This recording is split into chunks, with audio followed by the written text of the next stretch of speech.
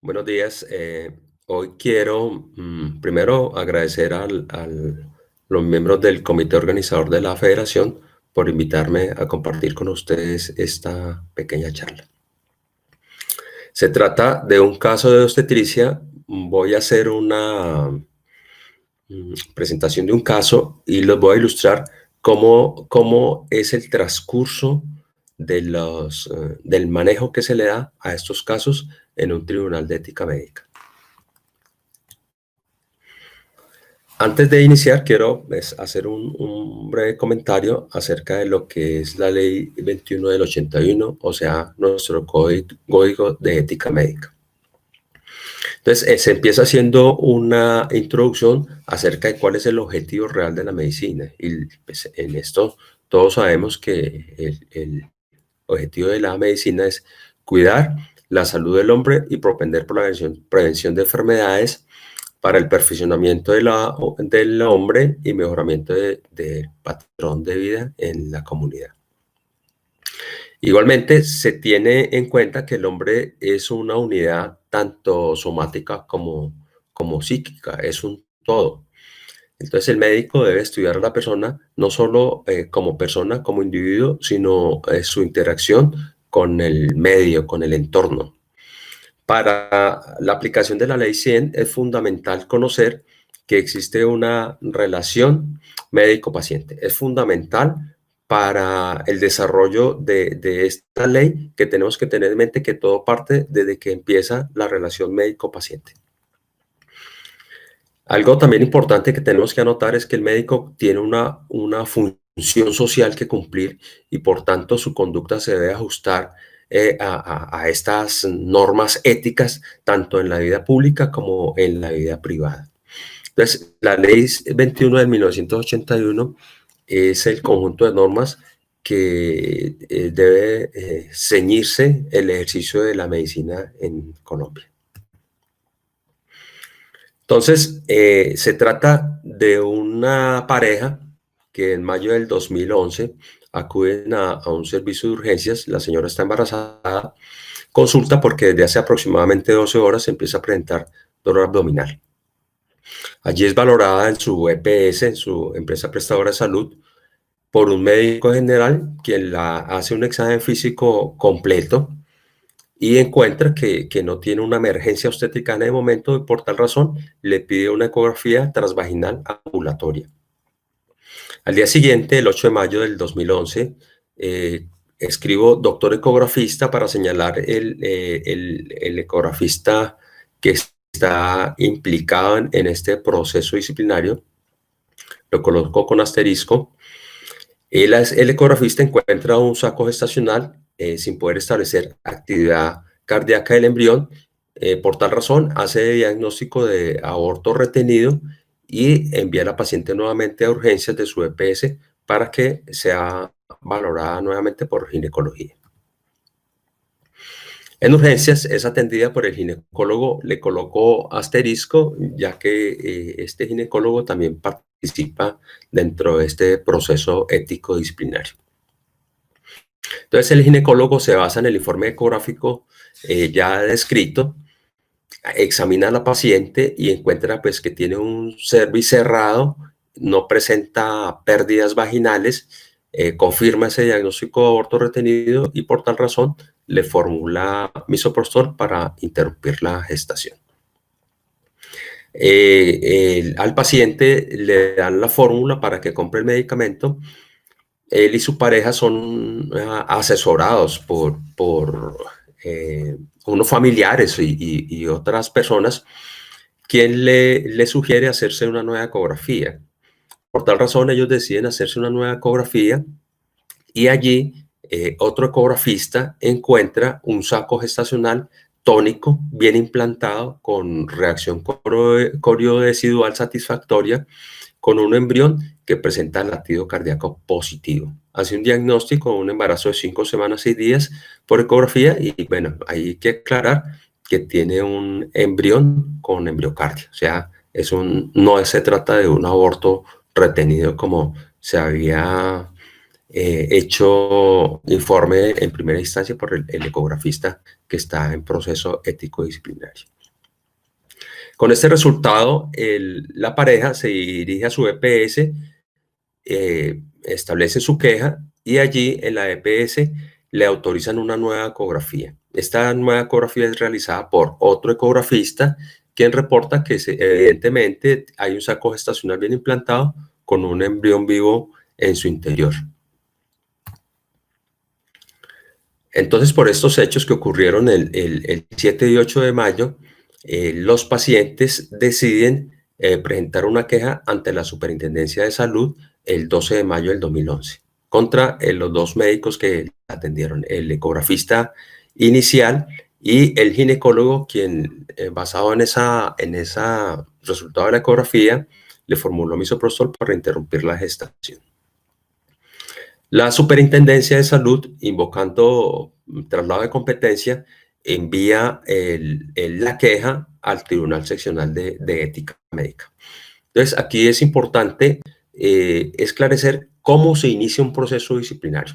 Es un proceso ante el Tribunal de Ética Médica se puede iniciar de dos formas, según el artículo 74 de esta misma ley C del 23 de la ley 23 del 81, perdón.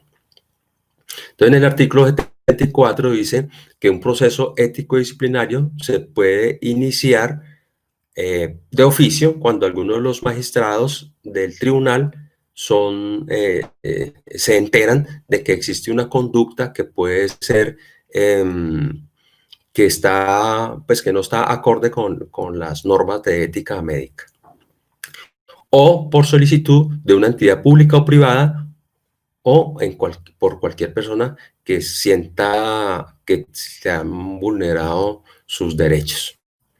De todos modos, en todo caso, independiente de quién presente la queja, se debe presentar por lo menos una prueba sumaria del acto que considere reñido con la ética médica.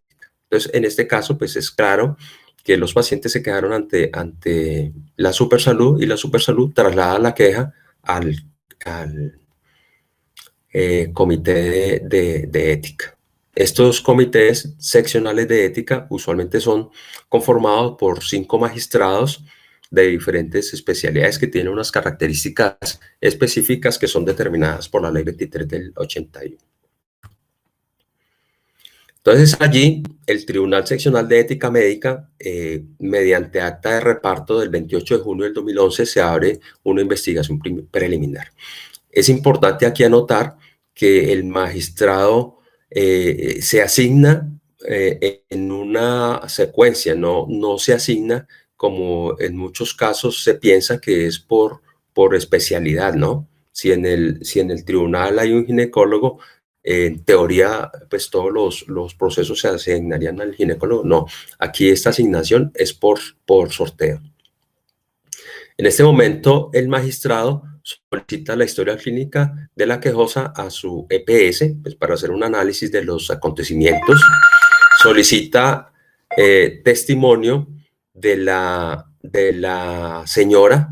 Es importante aquí también aclarar que la señora va a rendir este testimonio bajo la gravedad de juramento. Ellos, cuando acuden al tribunal, se les pone de presente el artículo 442, donde claramente está establecido pues las normas para rendir este testimonio y a qué sanciones se somete el que miente bajo la gravedad de juramento. Igualmente, se cita en versión injurada a los médicos inculpados, en este caso al ecografista y al ginecólogo. Esta es una versión libre. Posterior a esto, el magistrado instructor rinde un informe de conclusiones ante todo el tribunal en pleno, donde están los otros 4 magistrados y el secretario, que es un abogado que es asesor. Es importante también aquí aclarar que el magistrado instructor puede solicitar la participación de peritos, abogados o peritos en la especialidad de la cual él de pronto no tiene conocimiento. Y en este caso, Bueno, hay varias opciones. Se archiva el proceso. Entonces, cuando la fiscalía tiene conocimiento de un hecho del cual no existen motivos o circunstancias fácticas que permitan su caracterización como delito o que indique la inexistencia de una violación al código de ética, entonces se archiva el proceso. Es importante aquí aclarar que cuando se archivó el proceso no es apelable de ninguna forma, ¿no? El quejoso no tiene derecho a hacer ningún tipo de apelación. Sin embargo, cuando aparecen nuevos elementos probatorios en la indagación, se podría reanudar el proceso. Realmente es algo difícil porque usualmente, y eso es una de las críticas que se hacen cuando se archiva el proceso, que usualmente el quejoso presentó todas las que tiene y pues, es mucho más difícil abrir el proceso. Entonces se puede abrir, se puede hacer un archivo del proceso o se puede hacer una resolución inhibitoria. Igual que el archivo del proceso, la resolución inhibitoria también tiene críticos, ¿no? Se dice que en la resolución inhibitoria pues no se finalizó el proceso, no se quedó, no se llegó a ninguna conclusión, sino que se deja allí como en un limbo. En este caso, el, el, el, el magistrado rinde un informe de conclusiones y se elevan cargos a los médicos inculpados. Entonces, el 2 de octubre se hace la diligencia de descargos de los inculpados. Antes de la diligencia, es importante también anotar que cuando se llega a las conclusiones, se establece que existe mérito para ser sancionado, ¿no? Entonces, uno puede archivar el proceso, se puede establecer acto inhibitorio o se puede sancionar al médico. Entonces, está en el artículo 83 de la ley 23 del 81. En el artículo 83 dice que la sanción puede ser una amonestación privada, que consiste en una represión privada y verbal por parte del magistrado al médico sancionado, o puede ser una censura. La censura puede ser escrita pero privada, escrita y pública, puede ser verbal y pública. Cuando son escritas y públicas, quedan fijadas en el tribunal y son transmitidas a todos los tribunales de ética del país y al Tribunal Nacional.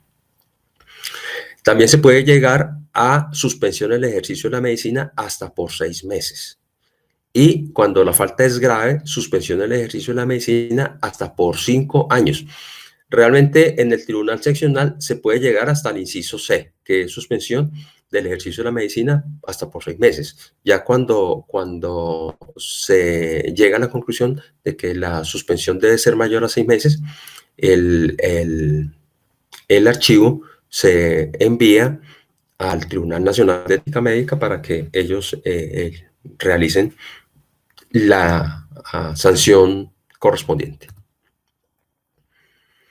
En este caso, en el Tribunal Seccional, con providencia el 25 de noviembre del 2015, el Tribunal Seccional no aceptó los descargos rendidos por los implicados y les impuso una sanción escrita y pública por violación a los artículos 10 y 15 de la Ley 100 de 1981.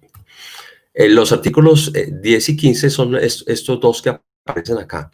El artículo 10 dice que el médico dedicará a su paciente el tiempo necesario para hacer una evaluación adecuada de su salud e indicar los exámenes indispensables para precisar el diagnóstico y prescribir la terapéutica correspondiente. Y el artículo 15 dice que el médico no expondrá a su paciente a riesgos injustificados.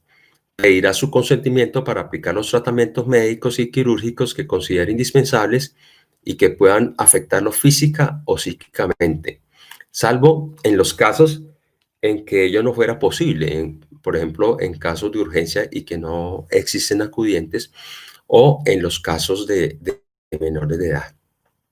En estos casos se le explica pues si no hay cómo, se le explica a los responsables de tal consecuencia anticipadamente. Cuando el médico es sancionado, él sí tiene recursos, ¿no? Tiene dos recursos, el de reposición, que es elevar su inconformidad ante el tribunal que le impuso la sanción. Obvio que tiene que tener argumentos para que haya una revisión y revocación o modificación de la sanción. O en segunda opción está el recurso de apelación, que se eleva la solicitud ante la instancia superior al tribunal seccional, que en este caso sería el tribunal nacional. Estos recursos de reposición y apelación tienen unos términos, por eso lo que usualmente se hace es, si usted hace recurso de reposición, se hace también el recurso de apelación. Con eso, si el recurso de reposición no es aceptado, queda subsidiado el recurso de apelación ante una instancia superior. Porque si se hace solamente el recurso de reposición esperando que haya un cambio y ese cambio no ocurre, ya los tiempos corren y ya no puede hacer la apelación.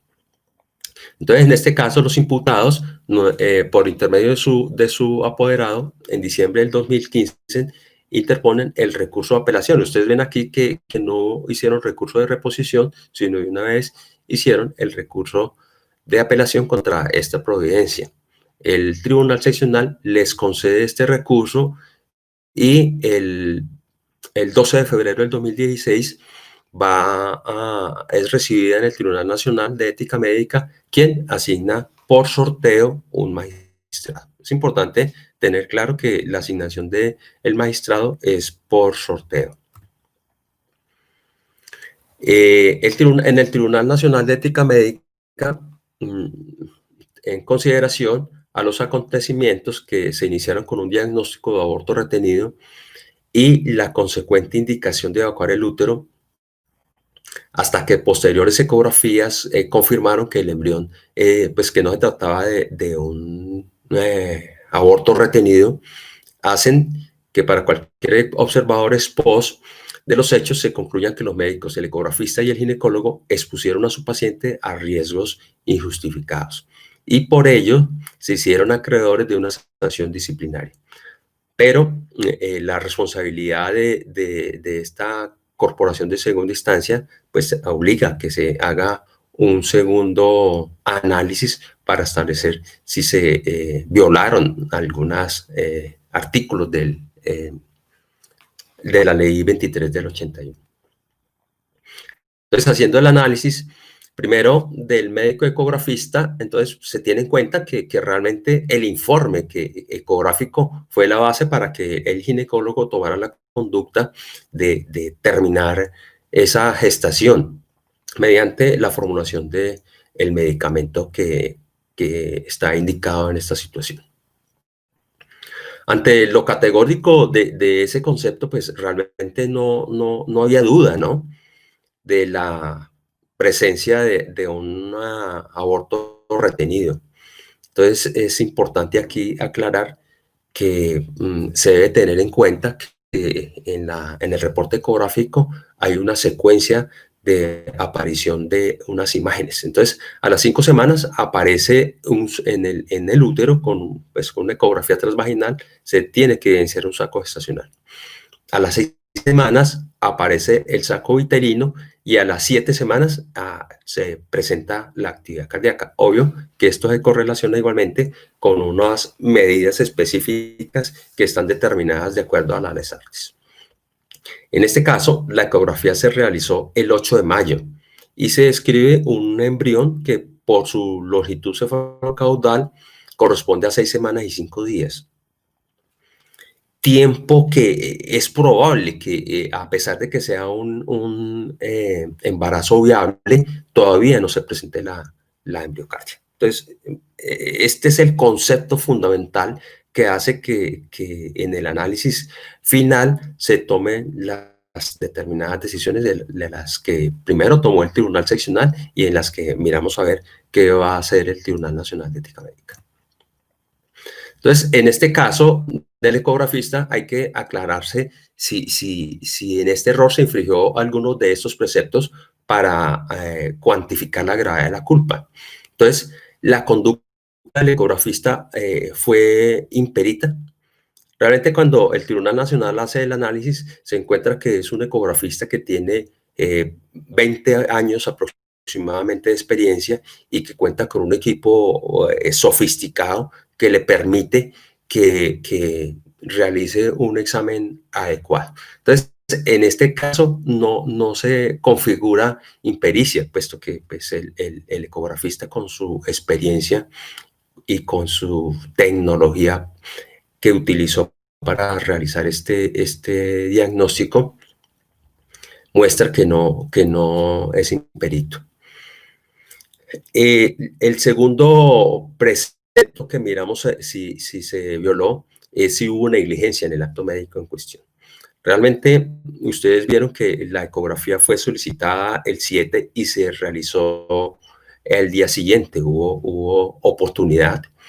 Cuando el médico no encuentra la embriocardia fácilmente, utiliza el modo B, utiliza el Doppler color y utiliza el Doppler pulsado. O sea, utilizó la tecnología que tenía a su disposición para verificar si el embrión tenía embriocardia positiva o no. O sea, tampoco se configura que haya habido negligencia. Y como tercer precepto, se considera imprudente la conducta del médico implicado al enviar este informe.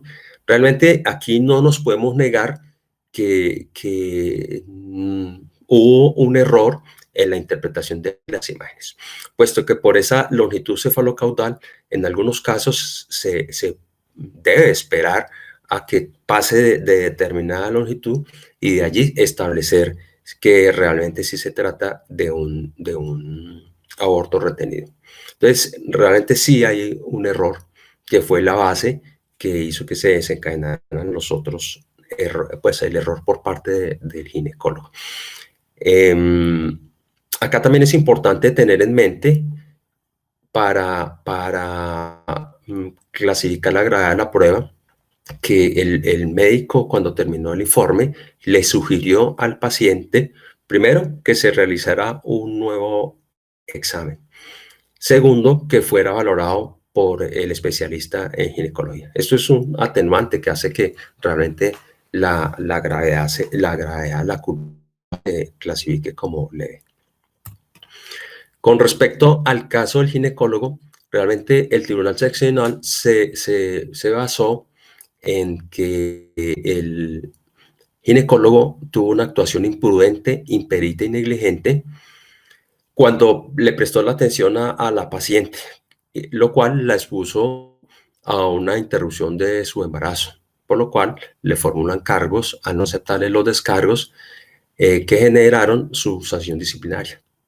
Sin embargo, es importante tener en mente que en la diligencia de descargos el ginecólogo dijo que primero, pues ante la idoneidad del ecografista, un ecografista reconocido, él no tendría por qué dudar de los resultados del estudio.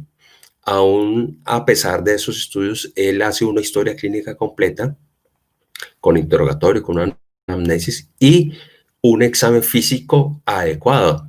Anteriormente hemos referido que encontró un cuello cerrado y no evidenció pérdidas vaginales.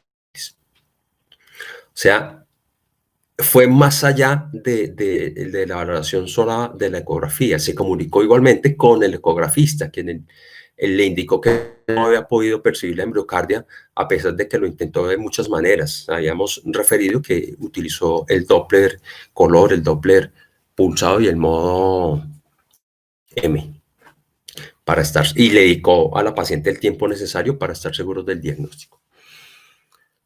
Aclara también, pues hace énfasis, ¿no?, en que antes de indicar la interrupción de este embarazo, examinó adecuadamente a la paciente, lo cual indica que ejerció una actitud crítica antes de considera formular. O sea, no tuvo en cuenta solamente un informe ecográfico escueto, sino que tuvo una actitud crítica, que esto también hay que tenerlo en mente, porque esto también hace que cuando uno clasifica la culpa, la clasifique como leve. En cuanto a la violación de los artículos 10 y 15 que hemos leído, que es la dedicación del tiempo necesario y no poner en riesgo a la paciente, esta se debe desestimar. Este es el concepto del Tribunal Nacional de Ética Médica, ¿no? Debe desestimarse, puesto que de las consideraciones precedentes se puede concluir que los médicos acusados dedicaron tiempo suficiente a la paciente y en ello se está de acuerdo con la petición del recurrente. Entonces, bastan las consideraciones anteriores para que el Tribunal Nacional de Ética Médica, en uso de sus atribuciones legales, resuelva. Esta es la resolución final del Tribunal Nacional de Ética. Primero, revocar parcialmente la resolución del Tribunal de Ética Médica seccional, por medio de la cual se sancionó a los médicos, el ecografista y al ginecólogo, con censura escrita y pública por violación de los artículos 10 y 15. Entonces, aquí se revoca parcialmente esto. Entonces, se cambia la censura escrita y pública por amonestación privada, ¿no? Entonces se revocó la sanción inicial por una amonestación privada. Segundo, contra esta resolución no precede recurso alguno. Y tercero, se devuelve el expediente al tribunal de origen para lo de su competencia. Entonces, este es un caso de una queja que se presenta y ustedes ven cómo se realiza el proceso posteriormente, ¿no? Donde se le hace el debido proceso a los médicos, donde se le dan las diferentes opciones. Siempre la recomendación es que el médico vaya acompañado de un apoderado. Realmente en estas acciones, en la diligencia inicial, el abogado no interviene, pero sí es garante que se le respeten todos los derechos al médico que se le están imputando cargos. Esto es todo lo que teníamos para revisar, cómo se desarrolla un proceso ético y disciplinario y las opciones que tiene tanto el quejoso como los médicos disciplinados. Cualquier duda que tengan, pues estoy atento a resolverlas. Muchas gracias.